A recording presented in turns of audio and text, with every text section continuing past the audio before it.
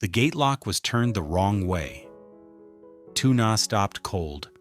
Henry held his mother's hand, smiled once, then went quiet, like he felt it too. Alex came up behind them, moving slowly, his arms still wrapped. "Someone's been in here," Tu Na said, her voice low. Alex looked at the dried mud on the doorstep. A large shoe print, dragged slightly at the heel. Not his. Alex's mother stepped forward, eyes sweeping the yard. The wooden house looked untouched.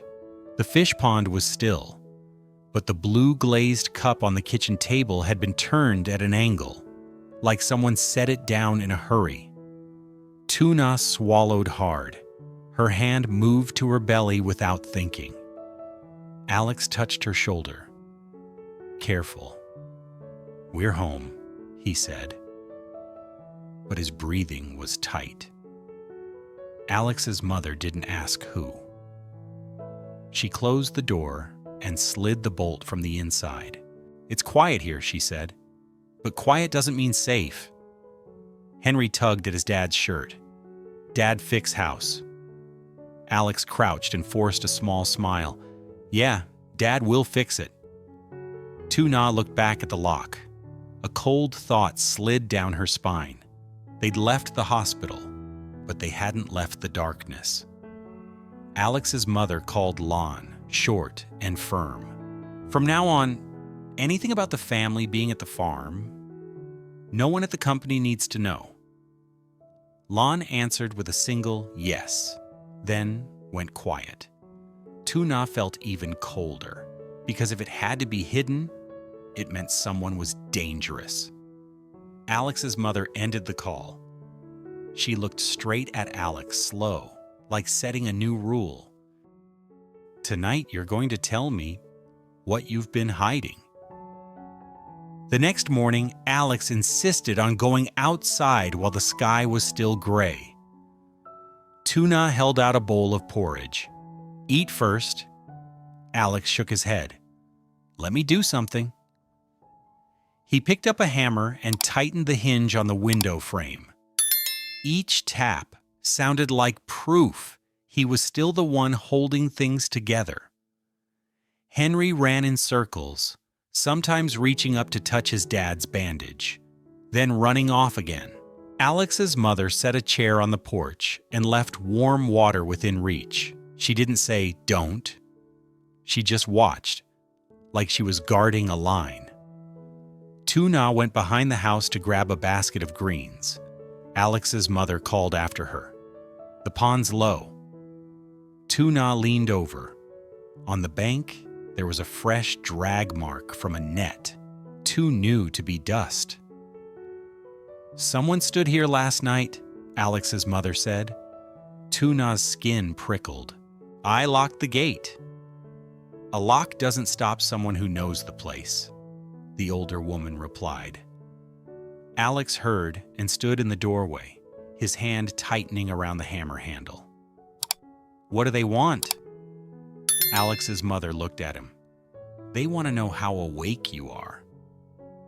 Alex started to ask more, then swallowed it down. By noon, Tu Na was wiping the counter. She noticed the spare key ring was gone from its usual spot. She turned to Alex's mother. "Mom, where are the spare keys?" Alex's mother opened a drawer. The keys were there, but placed differently. She didn't speak right away. She held them out so Tu Na could see the new scrape marks along the teeth. "Someone tested it," she said. Tu Na's heart tightened. So the lock being turned wrong wasn't an accident. It was a message. That afternoon, a strange number flashed on Alex's phone, then disappeared. Tu Na saw it. Alex turned his face away. "Spam," he said quickly, but his palm was damp with sweat. At dinner, they ate fast. No one brought it up, but the silence sat heavy as stone. Alex's mother set her chopsticks down. "Tomorrow they'll reach out again," Alex asked quietly. "Who?" Alex's mother met his eyes. The people trying to pull you back out of this farm. She pointed toward the fresh mud again by the gate. Wind doesn't do that, she said. Tu Na's stomach turned, her face draining. She understood. This calm was only the space before a bigger question. After Henry fell asleep, Alex stepped onto the porch. His phone lit up. An email. Tu Na caught the subject line as she walked up. Alex shut the screen too fast. Tu Na stopped. Who is it? Alex swallowed. Business. Alex's mother came out. Let me see. Alex shook his head. I can handle it. Alex's mother didn't raise her voice. She said one sentence. You almost died. Don't handle things in the dark. Alex opened it again. He read, his voice rough. They're offering to buy the farm's full output for 3 years. Tu Na went rigid. Alex kept reading, slower and slower. The price is high. And they want my name on it directly, Alex read, then stopped. Tu Na stared at him. One small line felt like a rope tightening. They want us to move part of operations closer to the highway for easier pickup. Tu Na's throat went dry. Alex's mother went straight to the point. Deadline? Alex answered. 48 hours. Tu Na spoke slowly. You hit it because you thought I'd stop you? Alex looked down. He didn't answer. Alex's mother nodded slightly like she'd known. If you sign, they'll know you're back. And this time, they walk straight into your house. In the morning, Alex's mother printed the email and laid it on the table. She pointed at each condition. No anger, just cold, like reading a record. Tu Na read the line. Inspection at any time. She set the paper down. This isn't cooperation. It's a door for strangers. Alex pushed himself up. But if we refuse, how do we live? Tu Na looked at him. You think I need money to breathe? Alex went silent, then said quietly, I'm scared Henry will go without. Alex's mother cut in. Henry going without his father? That's what without is. Alex turned to his mother, eyes red. I just want to make it right. Tu Na stepped closer. Make it right by moving our home toward the road that almost killed you? Alex snapped back. That's not what it is. Tu Na didn't shout. She shook. Then what is it? A signature so I can go back to waiting for a phone call? Alex looked down at his bandage, voice slipping. I'm tired of you having to hold everything. Tu Na choked on a breath. Then don't put another weight on my back. Alex's mother asked, sharp and simple. Who did you tell the day you were discharged? Alex lifted his head and went still. Tu Na stared at him. Who did you message? Alex stayed quiet. That silence landed like confession. Alex's mother pulled out a chair and sat. Now we talk like adults, she said. Alex, do you want to go back out of responsibility or because you're afraid you're useless? Alex clenched his jaw. Both. Tu Na's voice broke. You're not useless as long as you're alive. Alex's mother reached into her pocket and handed Alex her old phone. Look at the call log. Alex looked. A strange number called on the exact night they returned to the farm. Tu Na felt ice in her spine. Alex's mother said calmly, They knew the hour we left the hospital, Alex rasped. I didn't tell anyone. Tu Na looked at him. Or you forgot you did? Alex pressed a hand to his forehead. I only texted Lan to delay work. Tu Na froze. That was the first leak. Alex's mother set a pen down on the table like drawing a boundary. No one signs today, Alex reacted. They're forcing the deadline. Alex's mother nodded. Exactly. That's how you know they don't want you thinking. They want you scared. Alex's phone buzzed. A text from no name. Everything can stay easy if you cooperate. Tu Na saw it on the screen. She stepped back. Alex's mother stood. You see now? Alex's breathing tightened. So what do I do? Alex's mother didn't answer for him. She said, you choose what you're willing to pay. Tu Na looked at Alex, her voice low but clear. I'm not asking you to promise money. I'm asking you to promise Henry won't grow up inside the fear of adults. Alex closed his eyes, then opened them. I need time. Alex's mother replied, steady. You have 48 hours. And this time sounded like a trap closing. That night, Tu Na jolted awake at distant barking. She stepped onto the porch.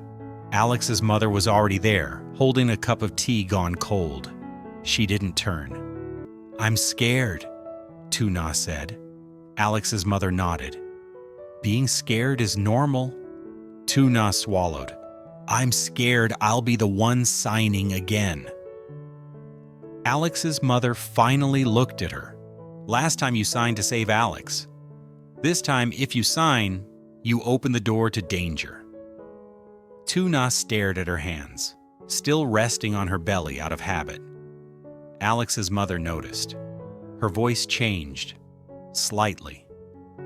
I used to look at you with suspicion, because I was only afraid of losing my son.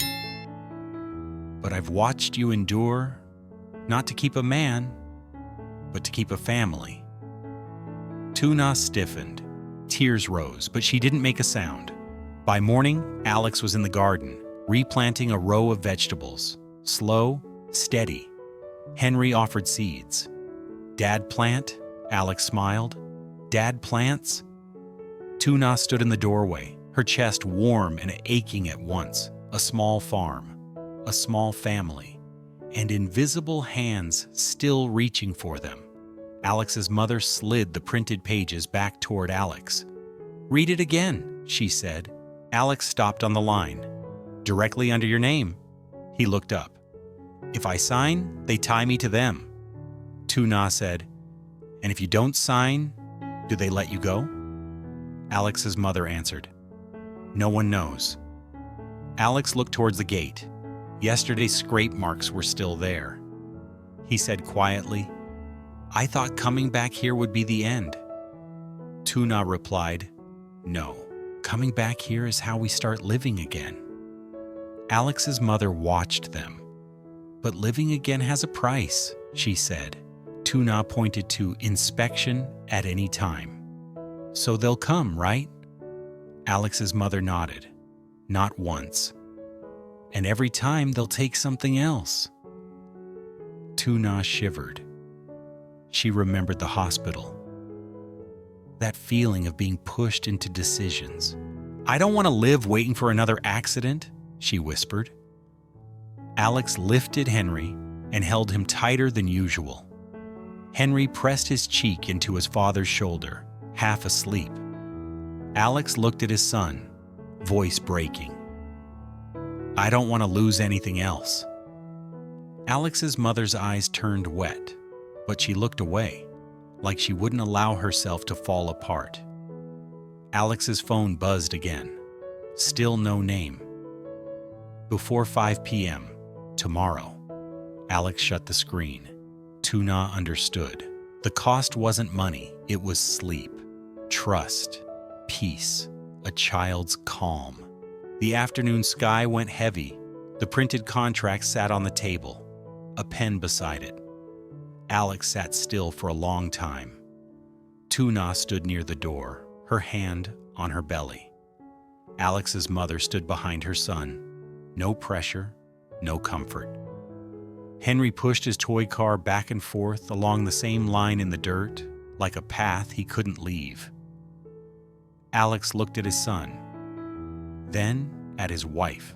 Would you hate me, he asked, if I refuse? Tu Na shook her head. I'm only afraid you'll choose out of panic. Alex nodded, like accepting a sentence. He looked at his mother. "Mom, if I refuse, will you blame me?" Alex's mother answered immediately. "I'll blame you if you choose something you'll regret." Out on the main road, a car slowed. It didn't enter the gate. The engine idled a few seconds. Then, it moved on. Alex's mother said softly, "They're reminding you." Tu Na stood straighter. "Then they're closer," she said. Alex opened his phone and typed a reply. His fingers stopped. Tu Na stepped in and placed her hand over his. "Say it out loud," she whispered. "Do you want peace? Or do you want to prove something?" Alex exhaled, eyes red. "I want both." Tu Na shook her head. "Both don't walk the same road." Alex's mother leaned down, voice like the last warning. "Choose before they choose for you?" Alex glanced at the time. Hours left. He looked at Henry. Henry looked up and smiled, not knowing what a signature means. Alex drew in a breath. His hand trembled over the screen, and then another message popped up. Only 2 words. "We're coming." Alex lifted his head. In that instant, the wooden house felt smaller. Tu Na pulled Henry closer, like she was holding the future itself. Alex's mother stepped to the door, her hand on the bolt. She didn't open it. She just stood there, waiting for the gate to sound. Silence.